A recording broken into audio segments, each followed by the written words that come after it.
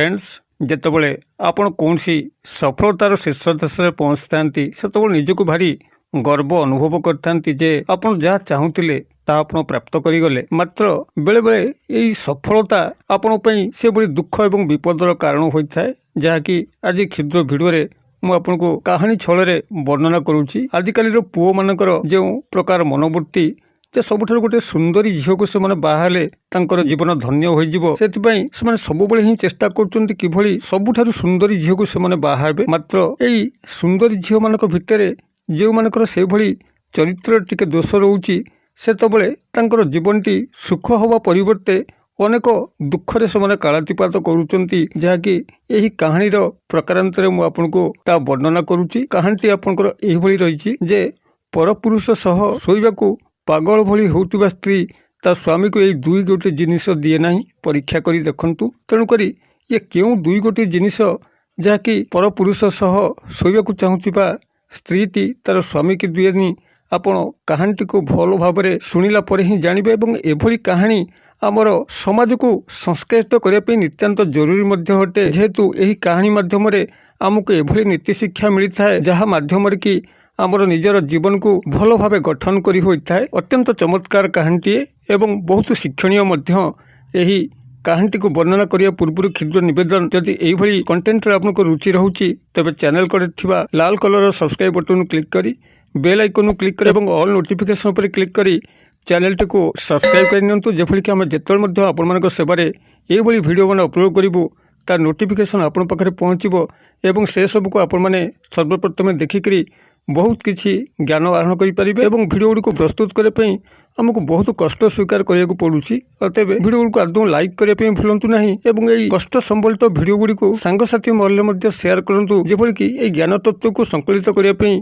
जहाँ आम श्रमदान करुचु ता समस्त पाखे पहुँचो समस्ते एथरू ज्ञान लाभ कलापर आपको निश्चित भाव में प्रभुंर अशेष कल्याण प्राप्त हो पार। तेज फ्रेंड्स एवं शुणु यही चमत्कार कहानीटी को शुणी नवा जो थे कि आमर चरित्र गठन पर आमको अनेक सहायक होता है आमर जीवन को सुंदर भाव निर्वाह करने अनेक शिक्षा प्रदान करें जहाँटा मुझे शेयर करुली जे परपुरुष सह शोइबाकू पागल होतिबा स्त्री तार स्वामी को यही दुई गोटे जिनस दिए ना परीक्षा करी देखंतु प्रकृति दर्शक बंधु जो पुओ मैंने आजिकल पागल अवस्था रोचंती जे सबुठार गोटे सुंदरी झील को से बाहले जीवनटी धन्य हो से एक कहानी जे एकदा गोटे देश जड़े राजा थिले एवं से बहुत दिन धरिक विवाह करि पारु नथिले जेहेतु तांकर मन भितर लालसाटी थिला जे से सबुठारु सुंदरी झीलटी से जदि पाते जहाँ को देखा मात्रे तांकर नयन फेरंता नहीं से झीलटी जीवन में आसंता तो ताकू सी बहुत करते यही भाव में से आदौ विवाह करें जिते झील देखुले सी जो भाव में मन भितर जो झीलटी को बसौले से झील हुए तो मिलू नाला यही भाव में राजा कौन गोटे सुंदरी झील को बाहे बोलिक मनस्थ कर दिन चलुला बेले दिने पारिधि राजा जाती गोटे उपवन मध्य एक सुंदरी झील को सी देखिले तत्काल तांकर नयन पाखु फेरला ना जिते थर से ताठार दृष्टि फेरे आनुले दृष्टि आपणा छाए से झील पाखे केन्द्रीभूत हो जाऊला जद्वारा कि मन प्राण बिलपी उठिला कहले ना ये हूँ से स्त्री जहाँ कि मुझे आज पर्यंत खोजुची ये से ही रूपवती जहाँपे मु मन मन खोजुली यह ही बह करी तो से ही झील पाखक उपवन मध्य को राजा गले एवं सुंदरी स्त्री को कहले मु तुमको बह करी जदि तुम कौन आपत्ति न थाए मात्र सुंदरी स्त्री कहला जे आपन को विवाह करने से बड़ी कौन मो भीतर प्रतिबंधक नहीं मात्र मोर पिता जे कि यही पाख राज्यर जड़े प्रजावत्सल राजा से जदि चाहती तेज अनुमति रे मु आपन को विवाह करी राजा एक कथा शुणते तांकर पिता जे कि से राज्यर राजा थिले तांको जाई देखा कले एवं राजा तो देखिले ये जड़े प्रतापी वीर राजा तो तांको हाथ में मो झील को देले कौन असुविधा हम ना तो तांको झील को यही राजा सह विवाह करदे मात्र ही राजा खुशी रे गदगद हो पड़े कारण से जहाँ मन मन चाहूले गोटे सुंदरी झील को बाहापी से पाईगले ये भाव में से सुंदरी स्त्री को धरिकी राजा राज्य को आसिले एवं सब निजर मुंड उपर बसैले एवं तांकर मुख को चाहिए एभली भाव में विभोर हेले जहाँकि जदि राजकार्यर कौन कार्य से भाव में पड़ी मात्र रानीकर किसी बुझी हैनी तो रानी कथा को से प्रथम बुझिक राजकार्य को परे बुझुले राजकार्य पछे अधार हो रानीकर कौन कथा को से अवमानना करुनथिले अणदेखा करुनथिले पूरा जत्न तांकर नौथिले एभली भाव में हस खुशी किछि दिन चलिया परे ରାଜା ଚିନ୍ତା କଲେ ହଠାତ୍ କହିଲେ ମୁଁ ଏଇ ରାଣୀଙ୍କ ପାଇଁ ଯେତିକି ବ୍ୟତିବ୍ୟସ୍ତ ରହୁଛି ତାଙ୍କୁ ଯେତିକି ମନ ଭିତରେ ଭଲ ପାଉଛି ରାଣୀ ମୋତେ ସେତିକି ଭଲ ପାଉଛନ୍ତି ତ।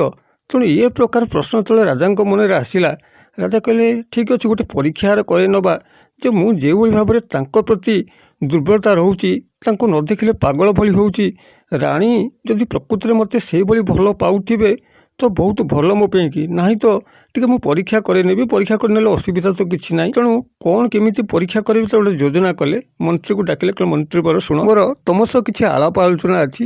ତ ମନ୍ତ୍ରୀକୁ ନିର୍ଭୂତ କକ୍ଷକୁ ନେଇକରି ରାଜା ଆଲୋଚନା କଲେ କାଲି ମୁଁ ଶିକାରକୁ ଯିବି ତମ ସାଙ୍ଗରେ କିନ୍ତୁ ଶିକାର କରିବା ଗୋଟେ ବାହାନା ହବ। ଜଙ୍ଗଲରେ ମୁଁ ପହଞ୍ଚିଲା ପରେ ତମ ସହ ତମେ ସେଇଠୁ ମୋର କପଡ଼ାରେ କିଛି ରକ୍ତ ଭିଜେଇକିରି ରାଣୀଙ୍କର ସାମ୍ନାକୁ ଯିବ ଏବଂ ରାଣୀକୁ ପ୍ରଥମେ ରକ୍ତ କପଡ଼ା ଭିଜାକୁ ନ ଦେଖେଇକିରି କହିବ ଶିକାର ସମୟରେ ରାଜାଙ୍କୁ ଏକ ସିଂହ ଖାଇଗଲା। ତ ରାଣୀଙ୍କର ପ୍ରତିକ୍ରିୟା ଲକ୍ଷ୍ୟ କରିବ ଏବଂ ଯଦି ସେଭଳି ସେ ବିଶ୍ୱାସ ନ କଲେ ତ ଏଇ ରକ୍ତ ଭିଜା କପଡ଼ା ଯାହାକି ମୋ ଠାରୁ ତମେ ନେଇଥିବ ତାଙ୍କୁ ରାଣୀକି ଦେଖେଇବ ଏବଂ ପରବର୍ତ୍ତୀ ପ୍ରତିକ୍ରିୟା କ'ଣ ଘଟୁଛି ରାଣୀଙ୍କର ମୋତେ ଆସି କହିବ। ମନ୍ତ୍ରୀ ଏ ପ୍ରସ୍ତାବ ଶୁଣିକି ଟିକେ ହତଚକିତ ହୋଇଗଲେ କହିଲେ ସାମୁ ମୁଁ ଏ କାମ କେମିତି କରିବି ରାଣୀକୁ ଯାଇ ମିଛ ସମ୍ବାଦ କେମିତି ଦେବି। କିନ୍ତୁ ରାଜା କହିଲେ ଏ ମୋର ତମ ପ୍ରତି ଆଦେଶ ମୋର ଆଦେଶ ପାଳନ କରିବା ପାଇଁ ତମେ ମନ୍ତ୍ରୀ ଅଛ ଅତଏବ ମୁଁ ଯେଉଁଭଳି ଭାବରେ କହୁଛି ସେଇଭଳି ଭାବରେ କର। ଏହା କହିକିରି ମନ୍ତ୍ରୀକୁ ତା ପରଦିନ ସକାଳେ ଜଙ୍ଗଲକୁ ନେଇଗଲେ ଶିକାର କରିବା ବାହାନାରେ ଏବଂ ଯେଉଁଭଳି ଭାବରେ ସବୁ କଥା ସଂଗଠିତ ହୋଇଥିଲା ସେଇଭଳି ଭାବରେ ମନ୍ତ୍ରୀ ଆସିକି ପ୍ରଥମେ ରାଣୀକୁ କୁହନ୍ତେ ଯେ ରାଜାଙ୍କୁ ସିଂହ ଖାଇଗଲା। ତ ରାଣୀ ଏ କଥା ଶୁଣିକିରି ଟିକେ ଚମକି ପଡ଼ିଲା ଭଳି ହେଲେ ଏବଂ କହିଲେ ଯେ ଏତେ ବଡ଼ ପ୍ରତାପୀ ରାଜା ତାଙ୍କୁ ଗୋଟେ ସାମାନ୍ୟ ସିଂହ ଖାଇଗଲା ମୋର ବିଶ୍ୱାସ ହେଉନି। ତ ମନ୍ତ୍ରୀ ସେ ରକ୍ତ ଭିଜା କପଡ଼ା ରାଜାଙ୍କର ଯାହାକି ପୂର୍ବରୁ ପ୍ଲାନିଂ ଅନୁସାରେ ଥିଲା ତାକୁ ଯେତେବେଳେ ରାଣୀଙ୍କୁ ଦେଖାନ୍ତେ ରାଣୀ ହଠାତ୍ ମୂର୍ଚ୍ଛିତ ହୋଇଗଲେ। ତ ଏ ସମସ୍ତ ବର୍ଣ୍ଣନା ଯେତେବେଳେ ରାଜାଙ୍କ ଆଗରେ ଆସି ମନ୍ତ୍ରୀ ବର୍ଣ୍ଣନା କଲେ ଯେ ଏମିତି ଘଟଣା ଘଟିଲା ତ ରାଜା ଭାବିଲେ ନାଇଁ ଏ ପ୍ରକୃତିରେ ମୁଁ ତାଙ୍କୁ ଯେତିକି ଭଲ ପାଉଛି ରାଣୀକୁ ରାଣୀ ମଧ୍ୟ ମୋତେ ସେତିକି ଭଲ ପାଉଛନ୍ତି କାହିଁକି ନା ରାଣୀ ଏ ଖବର ଶୁଣିକିରି ଯଦି ମୋତେ ଭଲ ପାଉନଥାନ୍ତେ ତେବେ ସେ ମୂର୍ଚ୍ଛା ଯାଇନଥାନ୍ତେ। ତ ରାଜାଙ୍କର ଆହୁରି ତାଙ୍କ ପ୍ରତି ସ୍ନେହ ବଢ଼ିଗଲା ଏବଂ ରାଣୀକୁ ମନେ ମନେ ଏଭଳି ଭାବରେ ତାଙ୍କୁ ହୃଦୟରେ ବସାଇଲେ ଯାହାକି ରାଜକାର୍ଯ୍ୟ କରିବାକୁ ସେ ଭୁଲିଗଲେ ସବୁବେଳେ ରାଣୀଙ୍କର ରୂପଚର୍ଯ୍ୟା ଏବଂ ତାଙ୍କର ସମସ୍ତ ଖବର ବୁଝି ସମସ୍ତ ସମୟକୁ ଅତିବାହିତ କଲେ ପ୍ରଜାମାନଙ୍କ ପ୍ରତି ଅନ୍ୟାୟ କରି ଚାଲିଲେ ପ୍ରଜାମାନଙ୍କର କଥାକୁ ଏତେ ବୁଝିବାକୁ ତାଙ୍କୁ ସମୟ ମଧ୍ୟ ହେଲା ନାହିଁ। ଏହିଭଳି ଭାବରେ ସମୟ ଅତିକ୍ରାନ୍ତ ହୁଅନ୍ତେ ଦିନେ ରାଜାଙ୍କର ଯେ ସାନ ଭାଇ ସେ ହଠାତ୍ ଗୋଟେ ଜିନିଷକୁ ଲକ୍ଷ୍ୟ କଲେ ଯେ ତାଙ୍କର ରାଜାଙ୍କର ରାଣୀ ଯେ କି ତାଙ୍କର ଭାଉଜ ସେ ମଧ୍ୟରାତ୍ରିରେ ଉଠିକିରି ଘୋଡ଼ାଶାଳକୁ କାହିଁ ଯାଉଛନ୍ତି ଏବଂ ଭୋରୁ ଫେରୁଛନ୍ତି। ତ ସାନ ଭାଇଙ୍କର ସନ୍ଦେହ ହେବା ଫଳରେ କହିଲେ ନାଇଁ ଆଜି ରାତିରେ ମୁଁ ଦେଖିବି ଭାଉଜ କୁଆଡ଼େ ରାତି ଅଧରେ ରାଜନଗରରୁ ବାହାରିକିରି ଘୋଡ଼ାଶାଳରେ ପଶି କୁଆଡ଼େ ଯାଉଛନ୍ତି ଯାହାଦ୍ୱାରା କି ମୁଁ ଏ ପ୍ରଶ୍ନର ଉତ୍ତର ପାଇବି। ତ ଘୋଡ଼ାଶାଳାର ରକ୍ଷଣାବେକ୍ଷଣ କରନ୍ତି ତାଙ୍କୁ ଦେଖା କରି କଥା ପଚାରନ୍ତେ ଘୋଡ଼ାଶାଳାର ରକ୍ଷଣାବେକ୍ଷଣ ଦାୟିତ୍ୱ ଥିବା ଲୋକଟି କହିଲା ଯେ ମୁଁ ଅବଶ୍ୟ ବି ଦେଖୁଛି ଯେ ରାଣୀ ମଧ୍ୟରାତ୍ରିରେ ଉଠିକିରି ଘୋଡ଼ାଶାଳାରେ ପଶୁଛନ୍ତି ଏବଂ ଗୋଟେ ଘୋଡ଼ାକୁ ସାଙ୍ଗରେ ନେଉଛନ୍ତି ଏବଂ କୁଆଡ଼େ ଯାଉଛନ୍ତି ଭୋରୁ ସେ ଘୋଡ଼ାଟିକୁ ବାନ୍ଧି ଦେଇ ଆସୁଛନ୍ତି। କହିଲେ କ୍ଷମା କରିବେ ମୁଁ ଏ ବିଷୟରେ କିଛି ଜାଣିନି କେବଳ ମୁଁ ଦେଖୁଛି। ଘୋଡ଼ାଶାଳା ରକ୍ଷକ ଠାରୁ ରାଜାଙ୍କର ସାନ ଭାଇ ଏ ସମସ୍ତ ଶୁଣିକିରି ତାଙ୍କର ସନ୍ଦେହକୁ ମୋଚନ କରିବା ପାଇଁ ଦିନେ ଘୋଡ଼ାଶାଳାରେ ଛପିକି ରହିଲେ ଏବଂ ଯେତେବେଳେ ରାଣୀ ମଧ୍ୟରାତ୍ରିରେ ରାଜନଗରରୁ ବାହାରିକି ଘୋଡ଼ାଶାଳାରୁ ଘୋଡ଼ା ନେଇକିରି ତାଙ୍କର କୌଣସି ଉଦ୍ଦେଶ୍ୟକୁ ଗଲେ ଏବଂ ଯେତେବେଳେ ଭୋରୁ ଫେରିଲେ ତ ସାମ୍ନାସାମ୍ନି ରାଜାଙ୍କର ସାନ ଭାଇ ହୋଇଗଲେ। କହିଲେ ଭାଉଜ ଆପଣ କୁଆଡ଼େ ଯାଇଥିଲେ ରାଜନଗରରୁ ବାହାରିକି ଏତେ ରାତିରେ ଏବଂ କେଉଁ ସ୍ଥାନରେ ଆପଣ କ'ଣ କରିକି ଫେରୁଛନ୍ତି। ତ ରାଣୀ ସେଇଠି ହଠାତ୍ ଚମକି ପଡ଼ିଲେ ଏଭଳି ପରିସ୍ଥିତି ସେ ସମ୍ମୁଖୀନ ହେବେ ଜାଣିନଥିଲେ। ତ ତାଙ୍କ ସାନ ଭାଇକୁ ସେ କିଛି ନ କହିକିରି ଚୁପଚାପ୍ ଘୋଡ଼ାଶାଳାରେ ଘୋଡ଼ାକୁ ରଖିକିରି ନଗର ପ୍ରତ୍ୟାବର୍ତ୍ତନ କଲେ ଏବଂ କାଳେ କିଛି ବିପଦ ଘଟିଯିବ ସେଥିପାଇଁ ଗୋଟେ ପ୍ଲାନିଂ ଚିନ୍ତା କଲେ। କାରଣ ଯେତେବେଳେ ନାରୀର ଚରିତ୍ର ସ୍ଖଳନ ହୋଇଥାଏ ସେତେବେଳେ ସେ ଯାହା ମଧ୍ୟ କିଛି କରିବାକୁ ସମ୍ଭବ ହୋଇଥାଏ ଯେହେତୁ ସ୍ୱାମୀଟିକୁ ସେ ଏଭଳି ଭାବରେ ହାତ ମୁଠାରେ ରଖିଥାଏ ତାରି ସ୍ୱାମୀ ସହାୟତାରେ ସେ ସବୁ କିଛି କରିବା ପାଇଁ ସମ୍ଭବ ହୋଇଥାଏ। ତେଣୁ ରାଣୀ ଗୋଟେ ଏଭଳି ପ୍ଲାନିଂ କଲେ ଯେଉଁ ପ୍ଲାନିଂରେ କି ଏଇ ସାନ ଭାଇ ରାଜାଙ୍କର ତାକୁ କେମିତି ଏଇ ରାସ୍ତାରୁ ହଟେଇଦେବ କାରଣ ଇଏ ରହିଲା କ୍ଷଣି ତାଙ୍କର ନିଶ୍ଚିତ ବିପଦ ଜୀବନକୁ ପଳେଇ ଆସିବ। ତେଣୁ ସେ ନିଜର ପୋଷାକ ପତ୍ରକୁ ଚିରିକିରି ରାଜାଙ୍କ ପାଖକୁ ଗଲେ କାନ୍ଦି କହିଲେ ଯେ ତାଙ୍କର ସାନ ଭାଇ ତାଙ୍କ ପ୍ରତି ଦୁର୍ବ୍ୟବହାର ପ୍ରଦର୍ଶନ କରିଛି ଏବଂ ତାଙ୍କର ଇଜ୍ଜତ ନେବା ପାଇଁ ଚାହୁଁଥିଲା।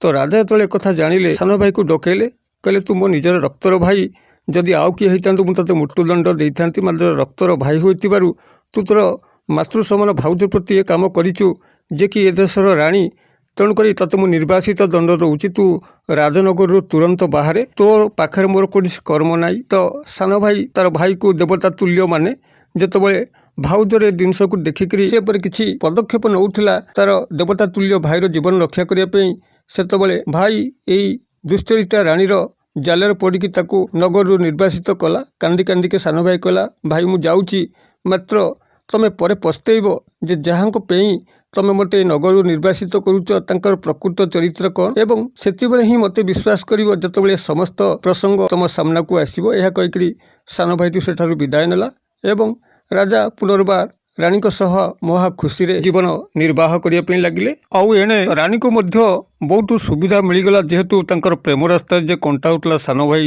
ରାଜାଙ୍କର ସାନ ଭାଇ, ସେ ଯେତେବେଳେ ପଳେଇଗଲା ବାହାରକୁ ତାଙ୍କର ପ୍ରେମିକ ସହ ମିଳାମିଶା କରିବା ପାଇଁ ଆଉ କୌଣସି ପ୍ରତିବନ୍ଧକ ରହିଲା ନାହିଁ। ଏଇଭଳି ଭାବରେ ଛପି ଛପିକି ମିଳାମିଶା କରିବା ଅପେକ୍ଷା ଦିନେ ସେଇ ପ୍ରେମିକକୁ ରାଣୀ କହିଲେ ଯେ ତମେ କାମ କରିବା ବାହାନାରେ ରାଜାଙ୍କୁ ଦେଖା କର, ତମେ ରାଜଉଆସରେ ରହି କାମ କଲେ ଆମର ଆଉ ଟିକେ ଭଲ କରି ମିଳାମିଶା ହବ। ତ ଏହା କହନ୍ତେ ରାଣୀଙ୍କର ସେ ଯୋଉ ପ୍ରେମିକ ସିଏ ମଧ୍ୟ ଚିନ୍ତା କଲା, କହିଲା ଯେ ରାଣୀଙ୍କ ପାଖରେ ଯେତିକି ବିପୁଳ ଧନ ଅଛି, ଏହି ପ୍ରେମ କରିବା ବାହାନାରେ ଯଦି ରାଜାଙ୍କ ପାଖରେ ମୁଁ କାମ କରେ କିଛି କିଛି ଧନ ହାତେଇ ନେବି। ସେହି ପ୍ରେମିକ ଜଣକ ରାଣୀକି ଯଦିଓ ଏଇଭଳି ଗୁପ୍ତ ପ୍ରେମ ପ୍ରେମ ସମ୍ପର୍କରେ ଲିପ୍ତ ଥିଲେ, ତେବେ ତାଙ୍କର ମନ ଭିତରେ ଯାହାକୁ ବସେଇଥିଲେ ସିଏ ଜଣେ ବେଶ୍ୟା। ଟିକେ ଦର୍ଶକ ବନ୍ଧୁ ଏଠି ଚିନ୍ତା କରନ୍ତୁ ଯେ ଯେତେବେଳେ ଚରିତ୍ର ସ୍ଖଳନ ହୁଏ କୌଣସି ନାରୀର ହଉ କିମ୍ବା କୌଣସି ବ୍ୟକ୍ତି ବିଶେଷର ହଉ, ତାଙ୍କର ରୂପରେଖ କିଭଳି ହୋଇଥାଏ। ରାଜାଙ୍କର ସୁନ୍ଦରୀ ସ୍ତ୍ରୀ ରାଣୀ ସେ ସମ୍ପର୍କ ରଖିଛନ୍ତି ଏକ ପରପୁରୁଷ ସହ ଏବଂ ପରପୁରୁଷଟି ଯାହାଙ୍କୁ ମନ ମଧ୍ୟରେ ବସେଇଛନ୍ତି ସିଏ ଜଣେ ବେଶ୍ୟା। ଅତଏବ ଏ ସମ୍ପର୍କ ଗୁଡ଼ିକର ରୂପରେଖ ଚିନ୍ତା କରନ୍ତୁ। କାହାଣୀଟିରେ କ'ଣ ଘଟିବାକୁ ଯାଉଛି, ବଡ଼ ଚମତ୍କାର ଏ ପ୍ରସଙ୍ଗ।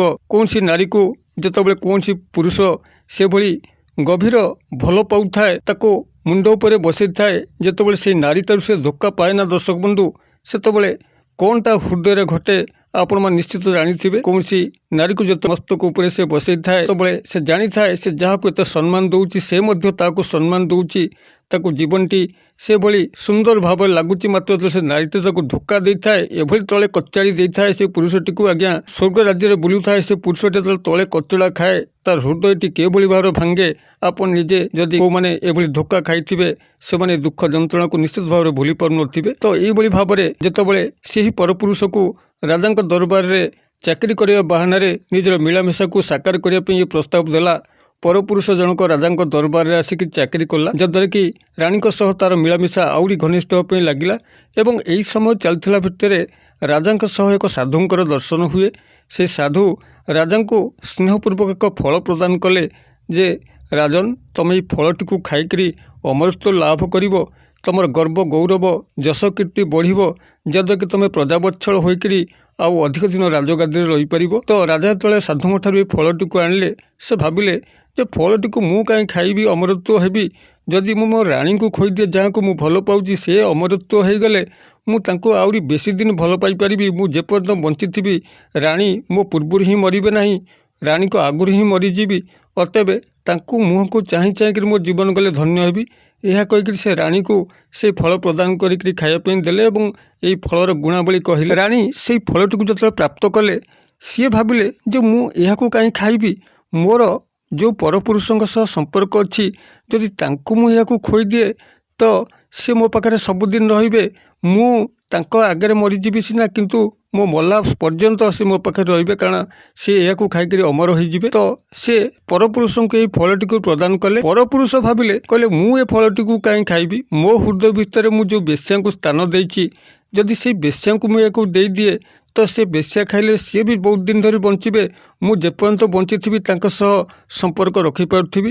ଏହା ଚିନ୍ତା କରିକି ପରପୁରୁଷ ଜଣକ ସେ ବେଶ୍ୟାଙ୍କୁ ସେ ଫଳ ଦେଇଦେଲେ ଏବଂ ଯେତେବେଳେ ବେଶ୍ୟା ଏ ଫଳଟିକୁ ପାଇଲେ ସେତେବେଳେ କହିଲେ ମୁଁ ଆକୁ କାହିଁ ଖାଇବି, ଏ ଦେଶର ଯିଏ ରାଜା ଅଛନ୍ତି ଯଦି ତାଙ୍କୁ ମୁଁ ଦେଇଦିଏ, ରାଜା ପ୍ରଜାବତ୍ସଳ ସେ ଯଦି ଅଧିକ ଦିନ ବଞ୍ଚନ୍ତି ତ ତାଙ୍କର ଲାଭ ହେବ ଏବଂ ସମାଜର ମଙ୍ଗଳ ହେବ। କାରଣ ସବୁ ବେଶ୍ୟାମାନେ ଆଜ୍ଞା ଖରାପ ନୁହନ୍ତି, ଏଭଳି ଅନେକ ବେଶ୍ୟା ଅଛନ୍ତି ଯେଉଁମାନେ କି ସମାଜ ସଂସ୍କାର କାମରେ କାର୍ଯ୍ୟ କରିଥାନ୍ତି। ଏଇଭଳି ସେ ଜଣେ ମହାନ ବେଶ୍ୟା ଥିଲେ।